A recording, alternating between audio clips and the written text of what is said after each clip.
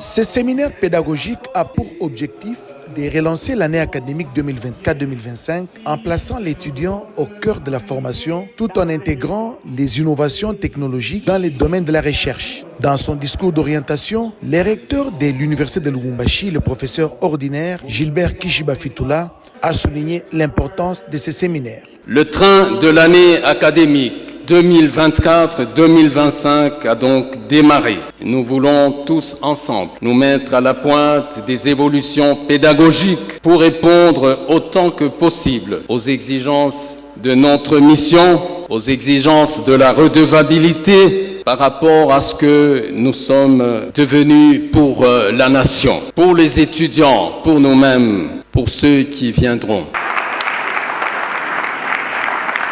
Le professeur émérite Crispin Malubungi, président du conseil d'administration des universités congolaises, a salué l'initiative de l'université de Lubumbashi en organisant des rencontres scientifiques de haut niveau à l'instar des grandes universités du monde. C'était lors de son mot d'ouverture et de clôture de cette rencontre. Je voudrais, au nom du conseil d'administration des universités du Congo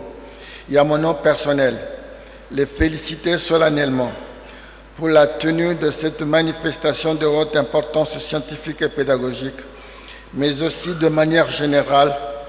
pour le rôle d'avant-garde que joue depuis quelque temps l'Université de Lubumbashi à divers titres dans l'univers complexe des institutions d'enseignement supérieur et universitaire de notre pays. En effet,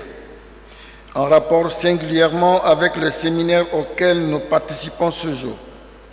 j'avoue, sans crainte d'être contredit, que l'Université de Lubumbashi, la meilleure,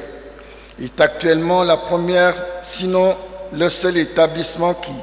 en République démocratique du Congo, a mis en place en son sein une cellule de pédagogie universitaire, à l'instar de nombreuses universités d'Europe, d'Amérique et de quelques rares d'Afrique. Plusieurs professeurs ayant reçu une formation en pédagogie universitaire en Belgique ont successivement pris la parole pour partager leurs expériences en mettant un accent particulier sur les aspects pédagogiques. Cette activité scientifique a rassemblé des enseignants des universités de l'espace